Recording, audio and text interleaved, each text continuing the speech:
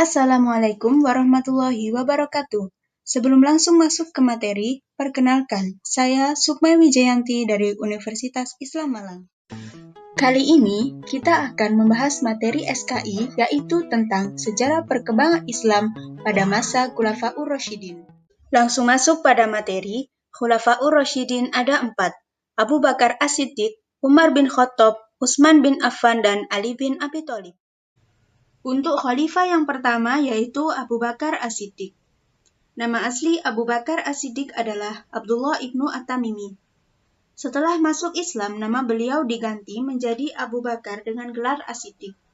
Abu Bakar memiliki arti dini atau pagi. Sedangkan gelar As-Siddiq diberikan kepada Abu Bakar karena Abu Bakar telah membenarkan peristiwa Isra Mi'raj Nabi ketika semua orang mengingkari peristiwa tersebut. Abu Bakar lahir di Mekah tahun 572 Masehi, dekat dengan kelahiran Nabi. Sehingga Abu Bakar dan Nabi bersahabat sejak kecil.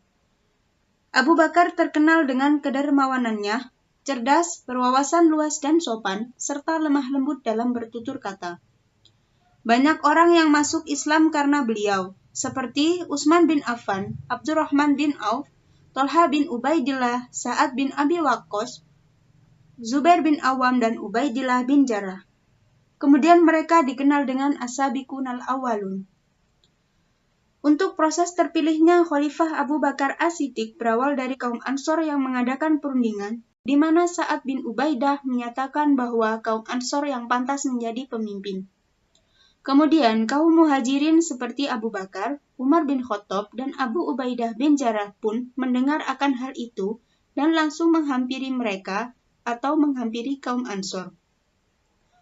Kemudian Abu Bakar menyatakan bahwa kaum Muhajirinlah yang lebih pantas menjadi pemimpin karena kaum Muhajirin yang lebih awal masuk Islam dan berjuang selama 13 tahun bersama Nabi, serta telah membantu Nabi mempertahankan Islam dari gangguan kaum Quraisy.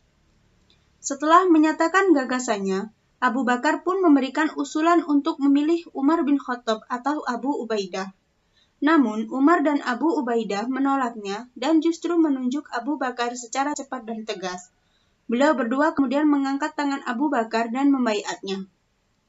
Lalu apa yang dilakukan Umar dan Abu Ubaidah segera diikuti oleh kaum Ansor untuk membaiat Abu Bakar. Kemudian untuk keesokan harinya dilakukan baiat terhadap Abu Bakar secara umum dilakukan untuk umat Islam di Madinah. Untuk khalifah yang selanjutnya adalah Umar bin Khattab. Umar bin Khattab merupakan putra dari Nufail al-Quraisy. Beliau memiliki tubuh yang kekar, kulitnya putih kemerah-merahan, dan memiliki kumis yang lebat. Umar bin Khattab dan Abu Hakam bin Hisham atau Abu Jahal merupakan tokoh Quraisy yang sangat ditakuti oleh kaum muslimin karena kekejaman dan permusuhannya dalam Islam. Kemudian Rasulullah berdoa agar salah satu di antara mereka ada yang mau masuk Islam. Bunyi doa Rasulullah yaitu, Allahumma ya Allah, perkuatkanlah Islam dengan Abu Hakam bin Hisham atau Umar bin Khattab. Demikianlah doa Nabi. Dan doa Rasulullah diijabah oleh Allah. Umar bin Khattab masuk Islam. Keislaman Umar bin Khattab terbukti membawa kemajuan pesat bagi Islam. Umar tidak takut menentang pamannya sendiri atau Abu Jahal. Ia terang-terangan mengaku kepada Abu Jahal bahwa ia telah masuk Islam.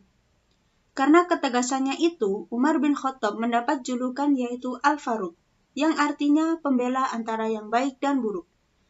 Namun, di balik sifatnya yang keras dan tegas itu, Umar menyimpan sifat lembut dan perasa. Hatinya mudah tersentuh sampai menangis terharu. Kemudian proses pengangkatan dan gaya kepemimpinan Umar bin Khattab. Pada saat Abu Bakar merasa dekat dengan ajalnya, beliau menunjuk Umar bin Khattab untuk menggantikannya. Karena beliau berpandangan bahwa Umarlah yang tepat untuk menggantikannya. Sebelum menentukan, Abu Bakar meminta pendapat dari para sahabat besar seperti Abdurrahman bin Auf, Utsman bin Affan, Asid bin Hudair al-Ansori, Sa'id bin Zaid, dan para sahabat lain dari kalangan Muhajirin dan Ansor. Kemudian pada tahun 634 Masehi atau 13 Hijriah, kaum muslimin membaiat Umar sebagai khalifah. Umar bin Khattab dikenal juga sebagai pemimpin yang cukup dekat dengan rakyatnya. Umar bin Khattab juga selalu melaksanakan tanggung jawabnya dengan sepenuh hati. Untuk khalifah yang ketiga adalah Utsman bin Affan. Utsman bin Affan berusia 6 tahun lebih muda dari Nabi. Beliau berasal dari kabilah Bani Umayyah yang merupakan kabilah dari Quraisy yang dihormati karena kekayaannya. Sejak remaja, beliau mulai menjalankan usaha dagangnya. Abu Bakar merupakan teman dagangnya dan sahabat dari Nabi. Lewat Abu Bakar pula, Utsman masuk Islam dan beliau juga menerima ajakan Rasulullah untuk memeluk Islam tanpa ragu. Kemudian, Utsman bin Affan menikah dengan putri Nabi Shallallahu Alaihi Wasallam yang bernama Ruqayyah. Setelah Ruqayyah wafat, Nabi Shallallahu Alaihi Wasallam menikahkan Utsman dengan salah satu putrinya yaitu Ummu Kulsum. Pernikahan Utsman bin Affan dengan dua putri Nabi Shallallahu Alaihi Wasallam inilah yang menjadikan Utsman dijuluki sebagai Dzun Nurain, artinya pemilik dua cahaya. Utsman memiliki kepribadian sebagai orang yang lemah lembut, tutur kata yang halus, dan laki-laki yang pemalu. Sejak ia masuk Islam, ia tidak bisa dipisahkan dari perjuangan menegakkan agama Islam. Di hadapan Rasulullah, Utsman memiliki kedudukan yang sangat mulia. Nabi sangat mengagumi ketampanan Utsman dan kemuliaan budi pekertinya. Kedudukannya yang sangat mulia di sisi Nabi membuatnya sangat dihormati oleh kaum muslimin. Pada masa Abu Bakar dan Umar, pendapatnya senantiasa didengar dan diperhatikan. Selanjutnya, proses pengangkatan dan gaya kepemimpinan Utsman bin Affan. Pada 4 Zulhijjah 23 Hijriah, pada waktu subuh, Umar hendak mengimami sholat di masjid.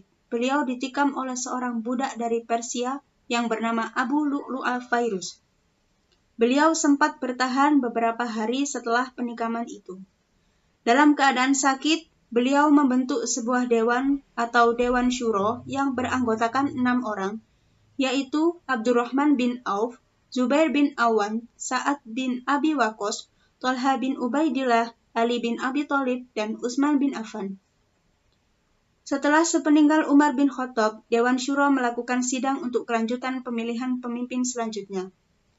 Abdurrahman bin Auf ditunjuk sebagai ketua sidang. Sidang berjalan selama 3 hari, dan pada hari terakhir, keempat calon yaitu Abdurrahman bin Auf, Zubair bin Awan, Sa'ad bin Abi Waqqas, dan Thalha bin Ubaidillah mengundurkan diri. Dan tinggal Ali bin Abi Thalib dan Utsman bin Affan. Dikarenakan usia Utsman bin Affan hampir 70 tahun, maka ia terpilih. Utsman merupakan orang yang dermawan, lemah lembut, dan teguh hati. Kemudian untuk khalifah yang keempat, yaitu Ali bin Abi Thalib.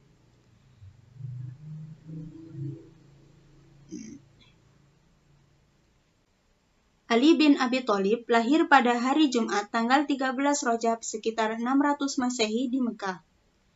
Orang tua beliau bernama Abu Thalib bin Abdul Muthalib dan ibunya Fatimah bin Asad. Ketika lahir, ibunya memberi nama Haidar, yang artinya singgah. Kemudian sang ayah tidak menyetujuinya dan memberi nama Ali, yang artinya tinggi dan luhur. Abu Thalib adalah kakak Abdullah, yaitu ayah dari Nabi Muhammad SAW. Jadi, Ali bin Abi Thalib adalah sepupu dari Nabi Muhammad SAW.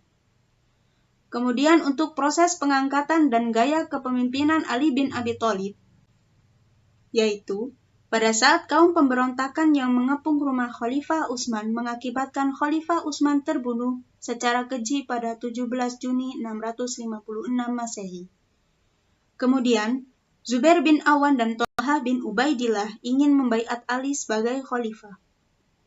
Setelah terus-menerus didesak, akhirnya Ali bersedia menjadi khalifah pada 24 Juni 656 Masehi bertempat di Masjid Nabawi. Pada masa kepemimpinannya, Ali sibuk mengurusi orang yang tidak mau membaiatnya. Beliau hidup sederhana dan tidak suka bermewah-mewahan. Beliau juga cerdas, tangkas, tegas, teguh pendirian, dan pemberani. Berkat keperwiraannya itu, beliau mendapat julukan Asadullah yang artinya singa Allah. Ali juga tidak segan-segan memerangi mereka yang melakukan pemberontakan. Di antara perang yang pernah dilakukan oleh Ali bin Abi Thalib yaitu Perang Siffin dan Perang Jamal. Pada Perang Siffin, Ali hampir memenangi perang tersebut. Namun, beliau tertipu muslihat dari Muawiyah. Muawiyah ingin mengadakan perjanjian damai yang disebut perjanjian di Daumatul Jandal. Assalamualaikum warahmatullahi wabarakatuh. Pada kesempatan kali ini, saya akan menunjukkan media pembelajaran yang saya gunakan untuk memberikan tugas kepada siswa dan siswi setelah pembelajaran SKI. Media pembelajaran yang saya gunakan yaitu berupa kertas yang sudah saya tulis dengan teka-teki SKI atau teka-teki sejarah kebudayaan Islam. SKI pada kesempatan kali ini membahas tentang sejarah perkembangan Islam pada masa Khulafaur Rasyidin. Jadi, pertanyaan yang ada di dalam teka-teki SKI ini seputar sejarah perkembangan Islam pada masa Khulafaur Rasyidin. Cara penggunaan media ini yaitu: pertama, siswa akan dibagi kelompok sebanyak siswa-siswi yang ada di dalam kelas. Misal di dalam kelas tersebut terdapat 33 siswa, jadi ada 11 kelompok, jadi satu kelompok ada 3 orang.